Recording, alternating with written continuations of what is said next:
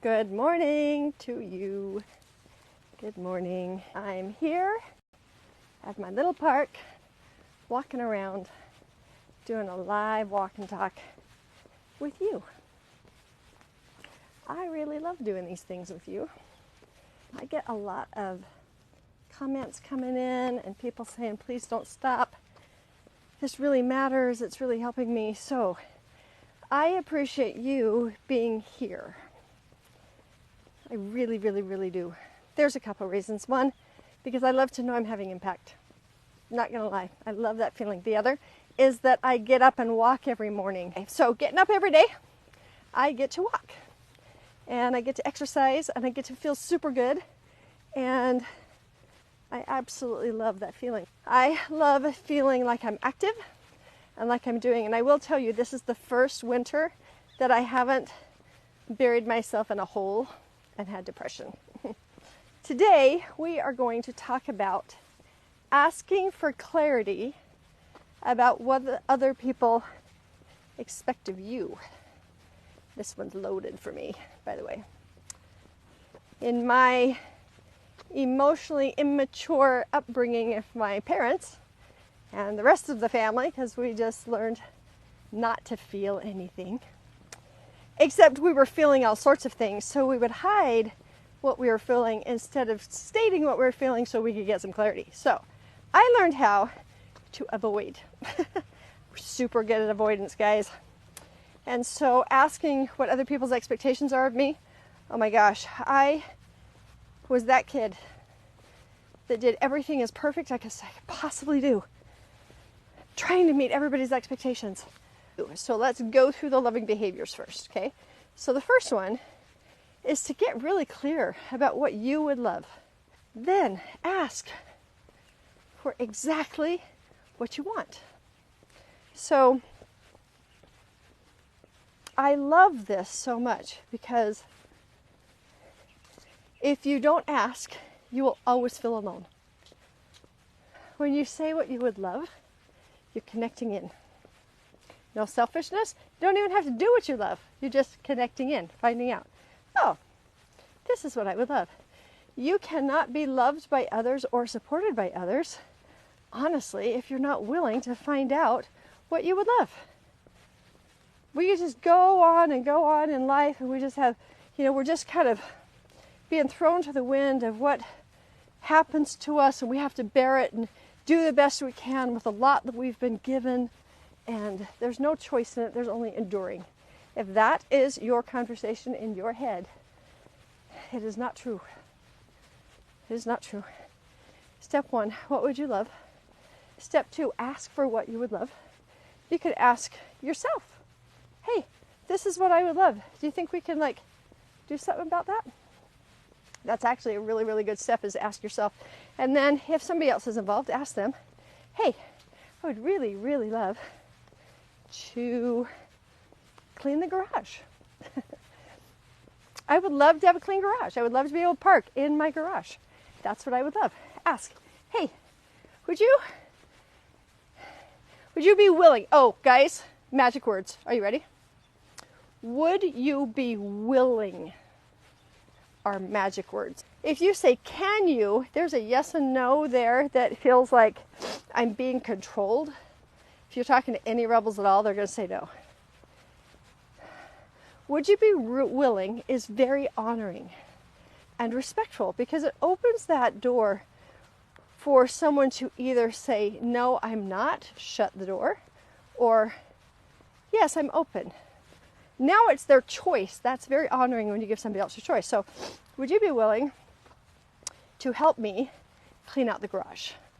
Now, here's where we get the expectations. Clearly state the expectations you have of others who are involved. That was yesterday. And if there's a yes, okay. What I would love is for you to take down all of the bins, or for you to help me with this wall. Would you be willing to help me with this wall? And then I would love to do it Saturday. What about Saturday? Saturday work? And what I would love is for you to show up Saturday, kind of expecting a happy heart. Could you do this in cooperation with me? That's what I'd love. I'd love to kind of make it a party. So we're just connected, doing something together. So the expectation is show up, have a good attitude, help me. And then the other expectation is that we work on it until we both kind of crap out. We're like, that is enough. And then we go in the house together. How about that? Or I expect you to do this much because I know that you're tired easily, and then I will do that much. But what that means is I'm not going to come in and sit down and watch TV. I'm going to do the garage. What do you think? That's being clear, right? About other people's expectations. Now, ready? Expectations of you that others have. In an emotionally mature relationship, this is okay. Hey, what are your expectations of me? Okay, in that situation with the garage, it could be, well, I expect you to follow through, because many times, I make a plan, I say I'm going to do something with you, and then you get up in the morning and then you've got a whole different plan and you didn't tell me. So I kind of expect that we're going to do the garage. Oh, that's an easy one, right? Okay. How many of you, hands up,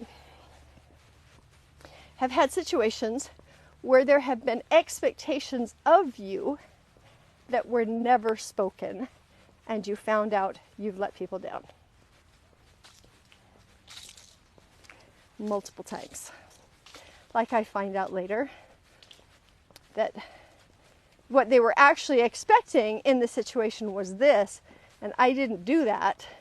And so now there's a problem, and I didn't even know. Like, I didn't even know.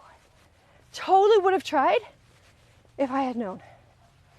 So this is why it's loving behavior for both of you.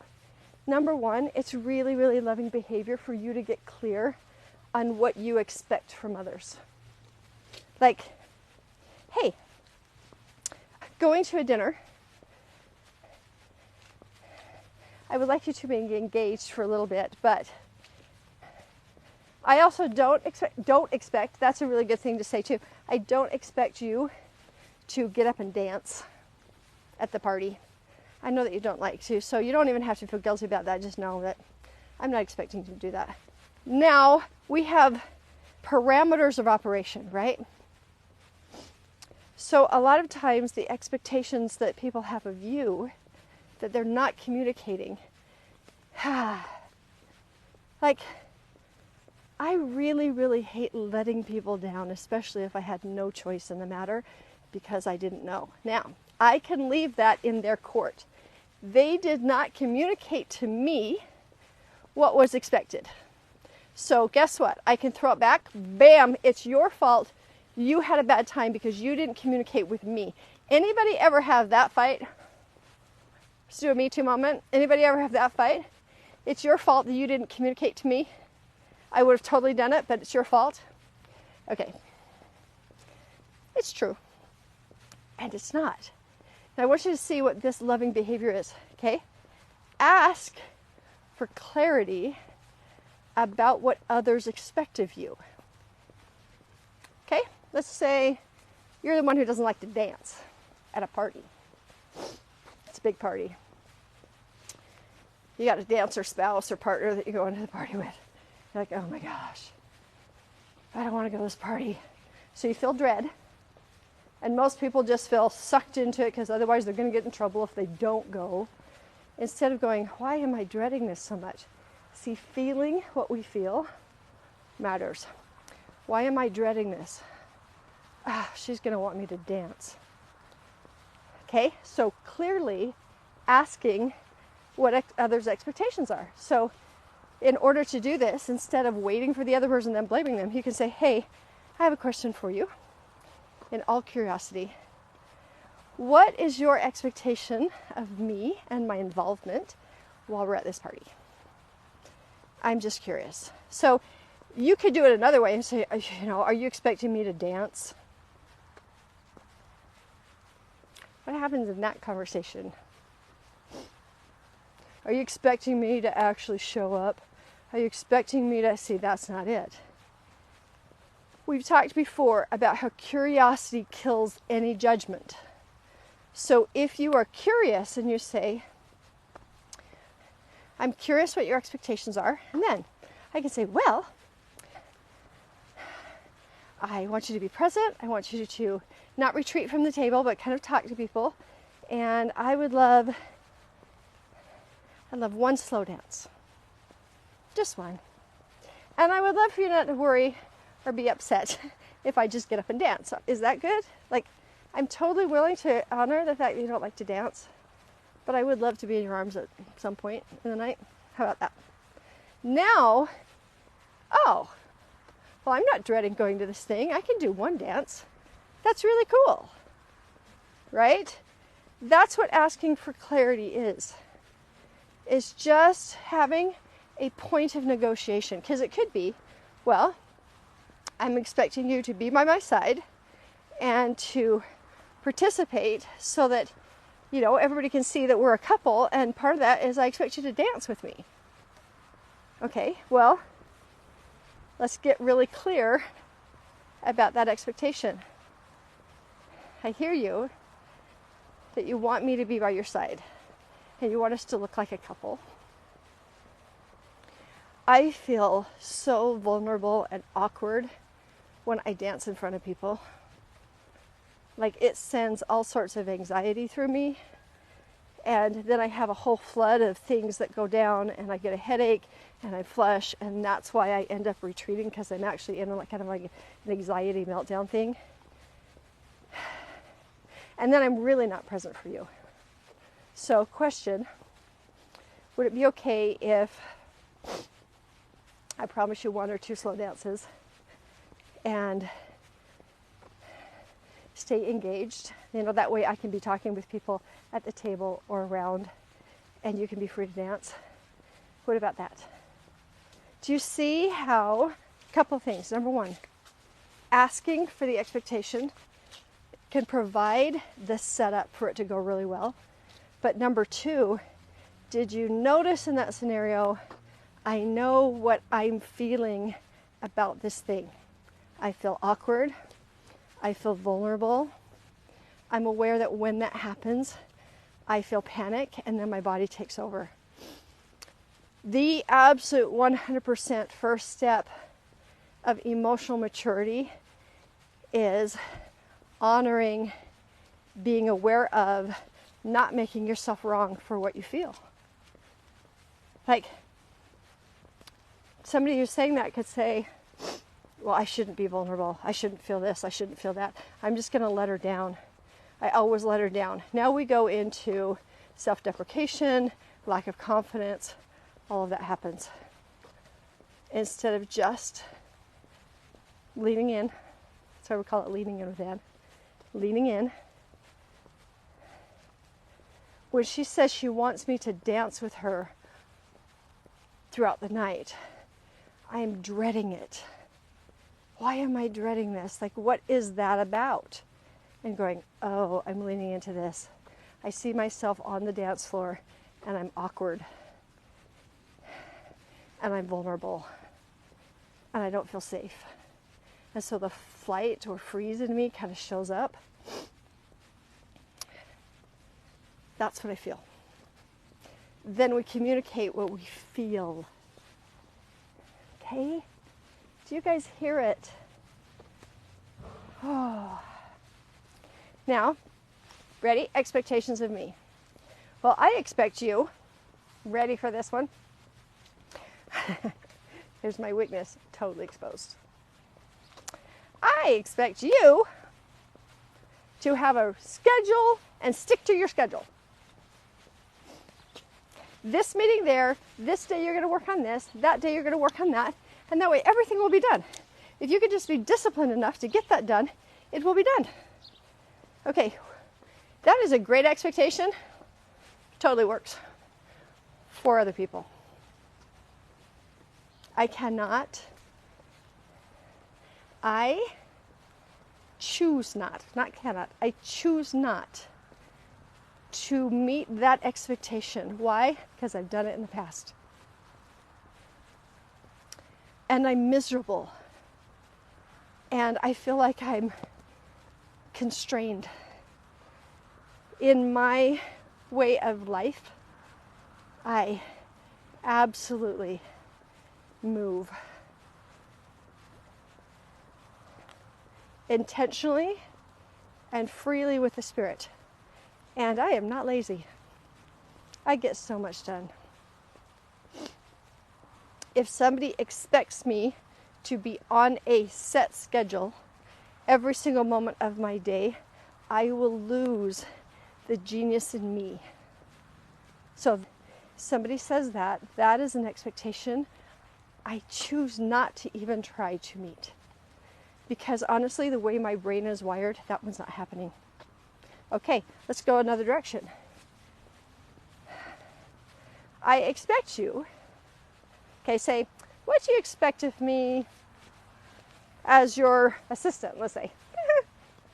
I expect for you to trust that what I'm involved in is because I'm being inspired, and it may feel very chaotic at times, but what I expect for you is to check in with me. It's totally okay to check in. Hey, is this the best thing for you to be doing right now?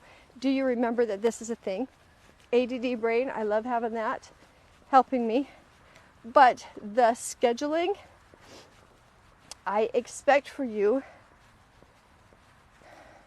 to roll with me without frustration and anger. If that's not something that we can do, then our expectations and the way that we need to show up in life isn't a good fit. I do routine. Notice I'm here every day. When I get home, I teach. I don't miss those teaching moments. I sit down, I've scheduled myself to teach. But there is a certain thing in me that needs the flexibility to lay down if I need to eat. That's funny. My assistant's always saying, hey, did you eat today? To check in and say, okay, where's my inspiration today? Because I can set up, hey, I'm going to do this. And then, like what happened Sunday, I was set up to do something else, and I got home from church, and the Lord said, do not do anything else. Go change your clothes, get comfy, go sit down in the piano room with your iPad. We got to talk. And that is not what I wanted to do. And that's what I felt really strongly. So I checked in with my husband, gave some expectations, say, hey, I'm really feeling pulled to write. How are you about that? He goes, yeah, I'm good, whatever. And I felt free. I wasn't pulled, I felt free. And I sat down and I said, okay, what are we writing about? And the flow. For the next 3 hours, no editing. I just sat down and I was typing as fast as the thoughts were coming. Just typing and typing and typing and typing and typing. If I had said no, I would have missed that opportunity to create in that way, and I also would have missed heaven's help in it. So for me, the people that surround me need to understand and honor that process and be okay with it. And if there's something that they really need from me, they need to say, hey, Anne, I really, really need you to do this. I need your eyes on this. And I can say, okay, so let's set a new path. Expectation is, if you text me about my eyes being on something, I'm going to make that a priority. Can we agree to that? That's good. Let's do it.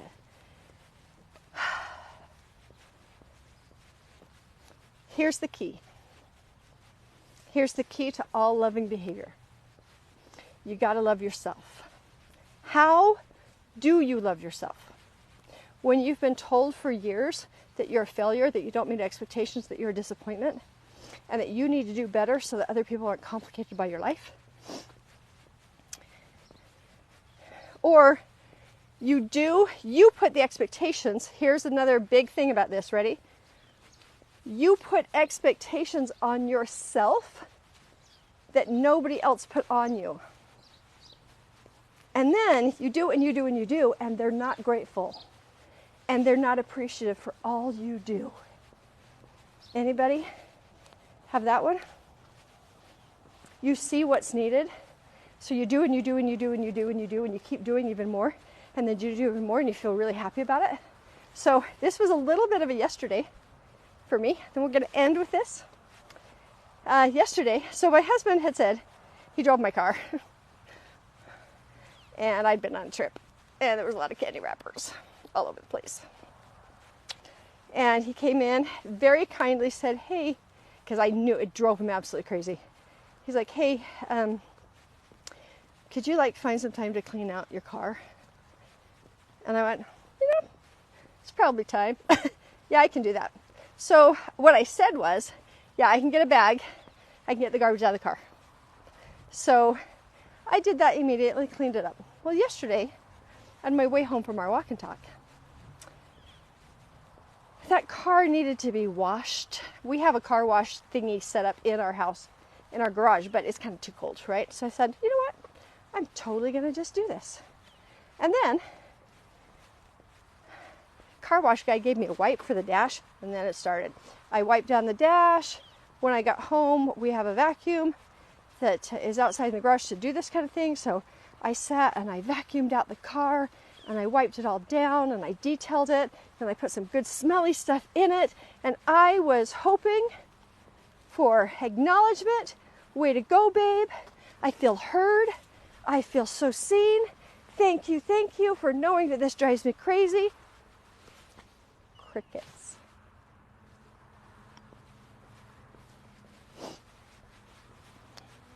I told him that I vacuumed. And then I detailed the car. He's like, oh. Okay, I didn't get clear about what clean up your car looks like to him. And I did all of these things and I felt a little burned. Not too long because I go, ooh, I'm burned right now. What's going on? I feel unappreciated. Oh, yeah, I kind of did a lot of things. Feels good that I did it. I'm going to just go with that. My car felt great when I got into it this morning. But check in if you feel like you are taken for granted. No one appreciates you. All you do is do and do and do for everybody else, and no one does things for you, especially like if you ask them to, like they don't even show up for you. It's like you're just dismissed like a nobody. Check to see whether or not you were clear with your expectations of another person. Tomorrow, we're going to go into negotiation. Renegotiate any commitments that you've made that you have found out you can't keep. That is tomorrow's walk and talk. All right, that's it today. I love you. Thanks everybody for being here. I'll see you later.